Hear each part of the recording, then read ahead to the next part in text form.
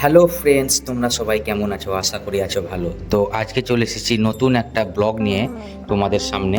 তো চলো ব্লগটা প্রথম থেকে দেখতে থাকো। তো আর বেশি কথা না বলে লেট সেট গো, চলো শুরু করা যাক। আজকে যাব এক জাগ্রত মায়ের পুজো দিতে। সেটি হচ্ছে শীতলা মায়ের পুজো দিতে মির্জাপুর। রাস্তার দুপাশে প্রচুর অফুরন্ত গাছ, যার শেষ নেই। প্রচুর পরিমাণে বৃষ্টি হওয়ার কারণে পরিবেশটা পুরো একদম দেখার মতো মনোমুগ্ধকর হয়ে গেছে। সকাল থেকে বেরোতে পারবো কিনা বৃষ্টির জন্য বলতে পারছিলাম না। অবশেষে বৃষ্টি হালকা কমলেই বাইক স্টার্ট করে দিই। রাস্তার দুপাশটা তোমাদেরকে দেখানোর চেষ্টা করলাম, সেগুলো ক্যামেরাবন্দি করলাম। রাস্তায় যেতে যেতে রাস্তায় এত খারাপ ছিল যে বাইক চালা প্রচণ্ড অসুবিধা হয়েছিল, তাছাড়া বৃষ্টি হালকা পড়ছিল। রাস্তায় যেতে যেতে এক বাঁদরের দেখা মেলে এবং আমার পিছনে থাকা বাঁদরটি তাকে দেখে লাফিয়ে ওঠে। ও সরি, সে বাঁদর নয়, ও আমার ছেলে রিক। তার দান পিটে স্বভাব আমাদেরকে প্রচুর পরিমাণে বিরক্তিকর করে তুলেছিল। তো যাই হোক, সে আমার আদরের একমাত্র ছেলে।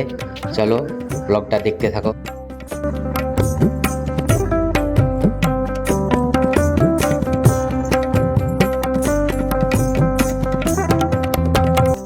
অবশেষে টানা 30 মিনিট বাইক রাইড করার পরে আমরা ফাইনালি মায়ের মন্দিরে পৌঁছে গেছি। মা প্রচুর প্রচুর প্রচুর জাগ্রত। মায়ের কাছ থেকে কেউ কিছু চাইলে খালি হাতে ফেরায় না, সেই আশাতেই মায়ের কাছে আসা। এই দেখো মায়ের মন্দিরটা দেখানোর চেষ্টা করলাম তোমাদেরকে। এই হচ্ছে মায়ের বিগ্রহ। ছবি তুলতে হয় না, তাও করেছি। এই সময় মায়ের পুজো দিচ্ছিল, আমরা সব ভোগ সাইডে রেখে দিলাম এবং পুজো শুরু হয়ে গেল। পুজো শুরু হতে হতে তোমাদেরকে একটু মায়ের চারপাশটা ঘুরে দেখানোর চেষ্টা করবো। এই হচ্ছে শিবলিঙ্গ, মায়ের মূর্তির ডান দিকে ওপর দিকে রয়েছে। ইনি হচ্ছেন মন্দিরের পুরোহিত। ইনি আমার পরিচিত অনেক আগে থেকেই, তার সাথে আমার চেনা জানা। তো সুতরাং সে আমার পুজোটা খুব সুন্দর করে দেয়।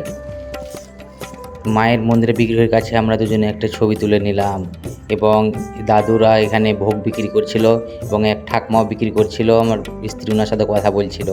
এখানে ডক্টর বিধানচন্দ্র রায়ের দেখা না পেলে আমরা সিমলা থেকে আগত বিধান দাদুর দেখা পেয়েছি। এবং মন্দিরের অপর প্রান্তেই রয়েছে এক হনুমান মন্দির। জয় বজরংবলী। মন্দিরটি দেখানো তোমাদেরকে চেষ্টা করলাম একটু। মন্দিরের কাছে দুটো সেলফি নিয়ে নিলাম। মন্দিরের চত্বরটি তোমাদেরকে দেখানোর একটু চেষ্টা করলাম। এমন কেমন দিন আর নেই। ভিডিওগুলি বানাতে প্রচুর পরিমাণে মেহনত লাগে। নিজের ছোটোভাবে একটা লাইক, শেয়ার এবং চ্যানেল ফলো করে দিও। সুন্দর সুন্দর ভিডিও আরও আসতে থাকবে।